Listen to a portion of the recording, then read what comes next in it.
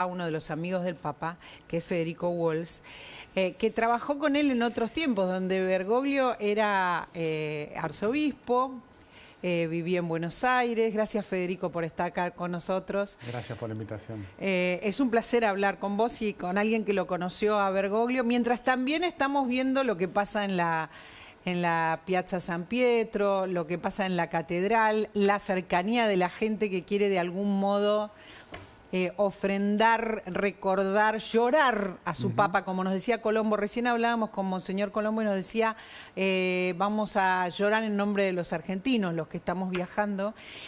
Y pensaba algo que me da vuelta por la cabeza. No sé si ustedes tienen alguna imagen de Bergoglio cuando era arzobispo, para contraponerla quizás con alguna del Papa. Sonreía mucho menos cuando era arzobispo. Tenía un gesto más adusto, ponía mucha más distancia pública. Y desde que porque es la misma persona, estamos hablando de la misma persona. Sí. Pero hay dos imágenes que nos quedan a todos en la cabeza, ¿no? Un Bergoglio más serio, más adulto, más severo en su presentación, y un Papa más sonriente, más... El que salió al balcón que parecía otro. Mira, ahí hay una foto, el que se ve atrás es Federico Walsh, justamente, que está aquí con nosotros, ex secretario, mucho más joven, te tengo que decir, Federico. Mucho más, sin canas. Y ahí lo vemos cuando posaba, y acá lo vemos ya en una foto con tu familia, ¿no? Con la familia en Chile. A ver si pueden volver a la foto, las tenemos todas una atrás de otra compiladitas. Ahí está con la familia, con una sonrisa. Bueno, este es casi un evento social, pero tenía la sonrisa mucho más a flor de piel. Sí, totalmente. Bueno, yo creo que en parte, por un lado, es la fuerza y ese don del Espíritu Santo, ¿no? De estar en ese lugar, porque yo pienso qué difícil debe ser ese momento en donde te dicen, bueno, a partir de ahora te estamos eligiendo y vos decidís si aceptás estar al frente de 1.500 millones de católicos, ser un jefe de Estado, te cambiamos el nombre, dejás atrás tu historia y ahora es para adelante. Y de eso se necesita de una fuerza mucho más poderosa, ¿no? Y creo que esa fuerza se la dio el Espíritu Santo por un lado, esa alegría.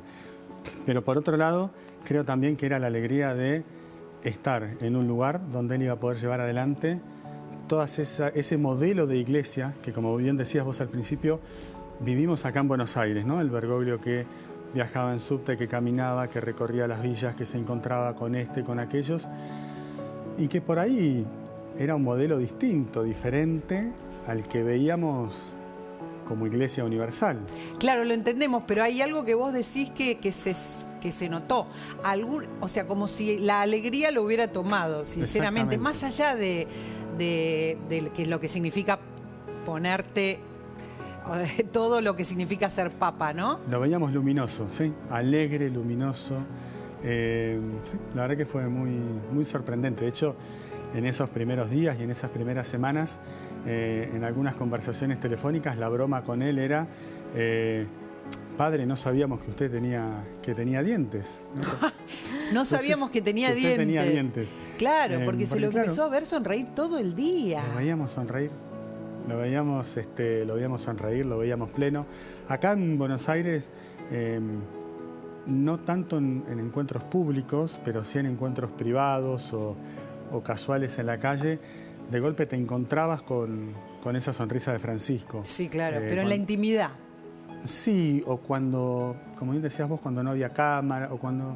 Sí, momentos así, muy particulares. Yo pienso que tiene mucho que ver con los gestos públicos viviendo en nuestro país, en la Argentina, ¿no? O sea, él siempre fue crítico de los gobiernos, siempre. Y ahí también se emparenta con una imagen que hay que dar dentro de la Argentina. Quizás en un aspecto estaba más liberado, siendo Papa, aunque parezca contradictorio, más liberado de lo que significa la mirada argentina. Seguramente, sí, porque acá todo se trataba de interpretar una clave, si recibió, si fue, si no, si miró, si dejó de mirar.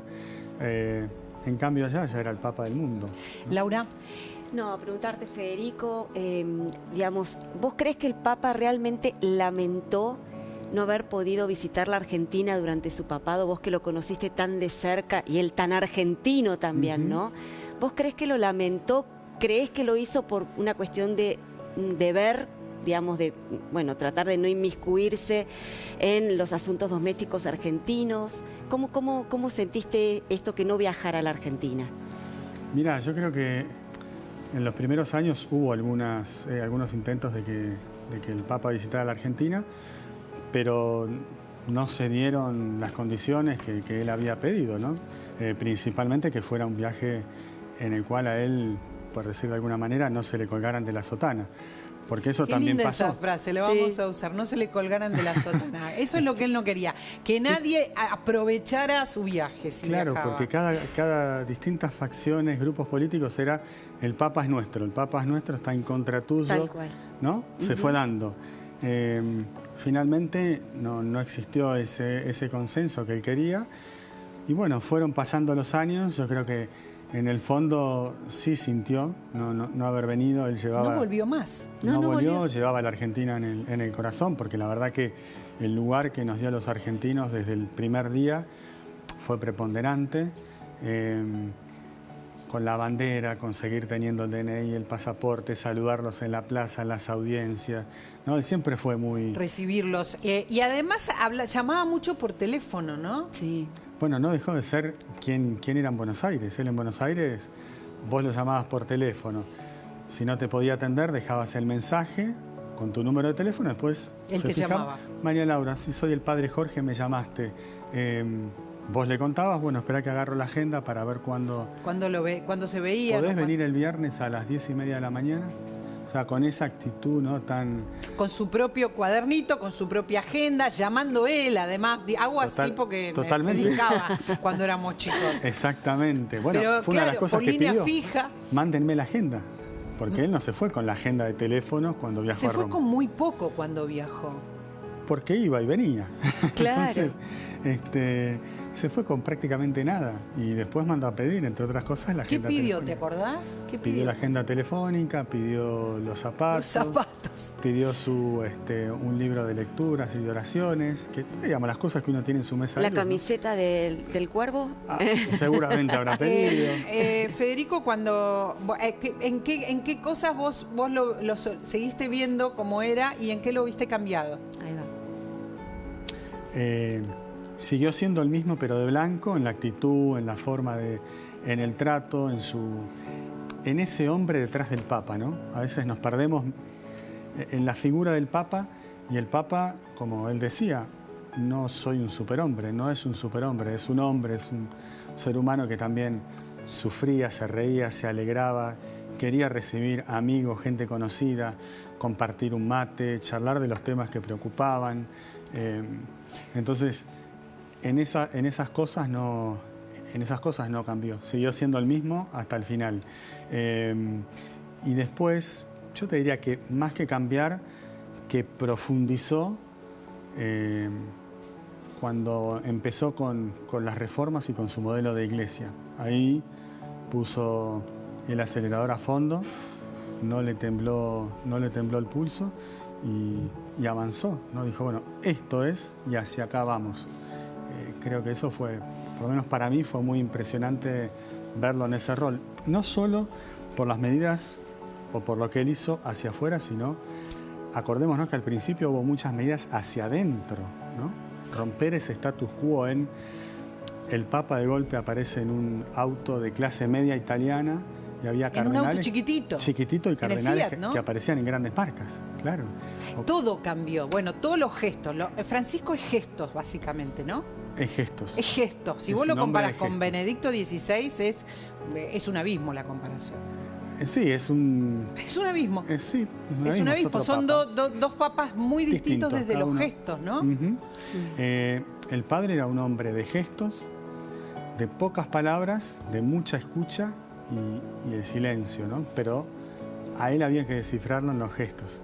Totalmente. Hay muchas personas muy importantes, ayer lo decía aquí García Cuerva, pero lo han dicho muchos obispos, y muchas personas que sienten que perdieron un padre, más allá de que sea el Papa de todos. ¿Por qué? ¿Qué pensás que le pasa a la gente que siente que perdió un padre? ¿Era sin darse cuenta la figura más importante de padre? ¿Era padre de los no cristianos? Sí, porque, a ver, en mi caso personal, no solo yo le decía padre, porque siempre se lo dije, sino porque él Nunca tuvo... le dijiste Jorge. No. Padre. Siempre padre. Siendo Y él, Federico. cercanísimo. Sí, pero y nunca le dije ni eminencia, ni santo padre, siendo papa también padre. Y fue a lo largo de los años por la cercanía, por la presencia y el acompañamiento de él con mi esposa, mis hijos, llamar para preguntar cómo están, en el intercambio de cartas también, o cuando nos encontrábamos, el abrazo, preguntar. Entonces, Con todo una eso actitud paternal con vos. con una actitud paternal, pero también esa actitud paternal se trasladaba a muchos, ¿no? ¿Y cómo hacía con el tiempo? Eso me impresiona mucho. ¿Cómo manejaba el tiempo para estar tan cerca? García Córdoba contaba del acompañamiento diario cuando él estuvo mal, cuando asumió y se dijeron cosas muy feas. Digamos, el acompañamiento era real, no era... o sea, había que tener tiempo dedicado a los demás, Totalmente. concreto. Y él, porque él era primero que un hombre con una extraordinaria capacidad de trabajo. Y organizaba su día empezando a las 5 de la mañana. Cuando uno llegaba a la oficina, 7:30, 8. 5, como los budistas. Claro, entonces vos, uno que llega a las 8 ya estabas tarde, ¿no? Porque él ya iba por... entonces se levantaba temprano, rezaba, desayunaba, contestaba la correspondencia del día anterior. Primera ronda de audiencias, a media mañana, contestar llamados, correspondencia, hasta el mediodía, 1 hora y media entre el almuerzo y un breve descanso, y a la tarde retomaba su agenda hasta las 6, 7 de la tarde, con reuniones de 20 o 40 minutos, pero eran de reloj. ¿Y cuál era tu función teniendo en cuenta que él era muy particular con la agenda, ¿no? Sí. Le gustaba también agendar. Nosotros no la sabíamos hasta ese mismo día, si es que él te decía. Yo no me enteraba dónde estaba, por ahí me avisaba, me decía, bueno, Federico, voy a estar yendo. ¿No te enterabas dónde estaba, qué estaba haciendo? ¿Qué estaba haciendo en ese momento? No. Y a veces lo consultaba con la secretaria y, che, el padre, porque no, salió, dijo que volvía en 1 hora y media. Ah, bueno, muy bien.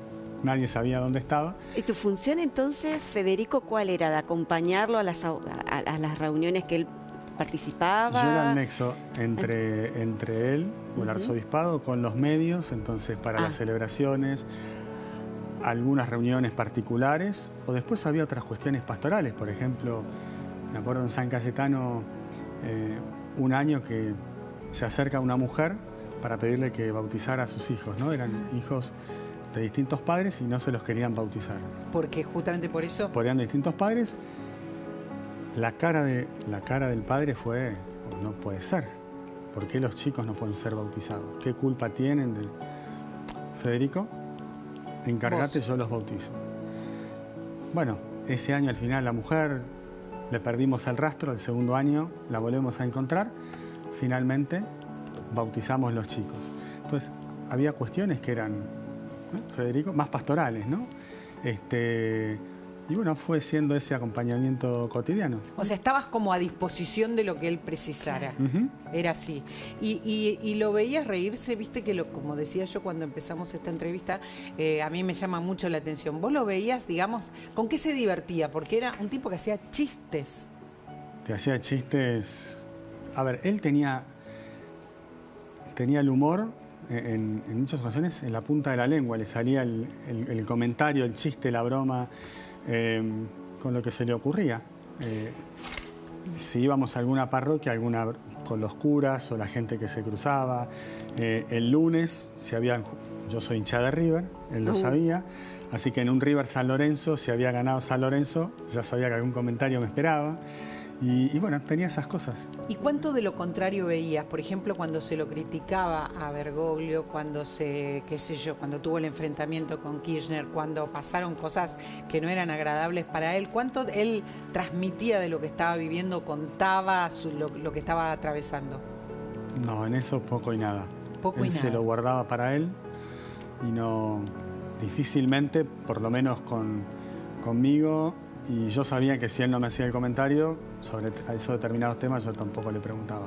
Ahí tenía mucha discreción. Sí, era una persona absolutamente discreta en esas cuestiones. ¿Qué es lo que más vas a extrañar, Federico? Uy, qué buena pregunta.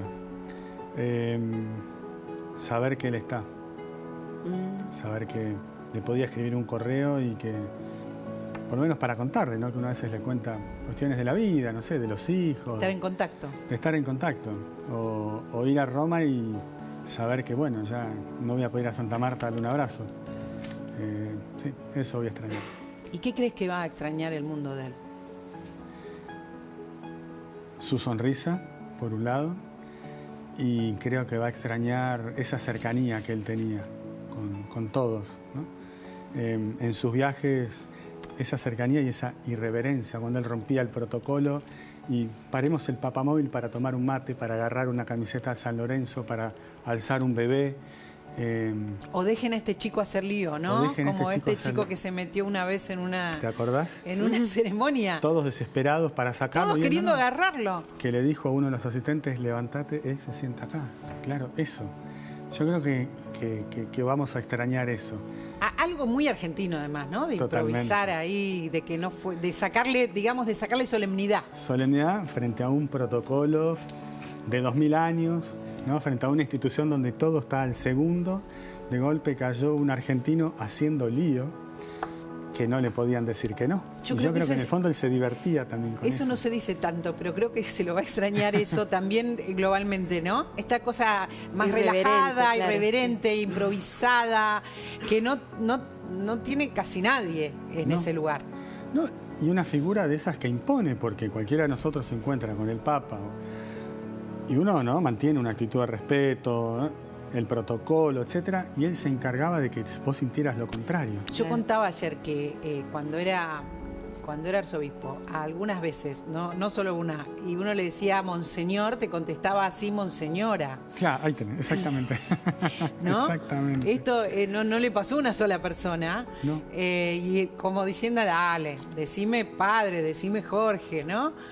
Sí, hace un rato veía esa última entrevista que le hacen a él en el auto, ¿no? Y la periodista le pregunta, Santo Padre, ¿cómo está usted? ¿Cómo se siente? ¿Cómo está usted? Y él con su mejor cara le dice, sentado. Uno esperaba que te contara y él sentado. Tiene esas cosas. ¿Tenés un ratito más para quedarte con nosotros? Con mucho gusto. Es un placer hablar compartir con uno de los amigos del Papa, podemos decir, porque él considera a sus amigos a quienes han trabajado con él, como Federico, que está con nosotros. Quisiera compartir, antes de sumar ahora un diálogo muy importante con un historiador que está de alguna manera reseñando desde hace rato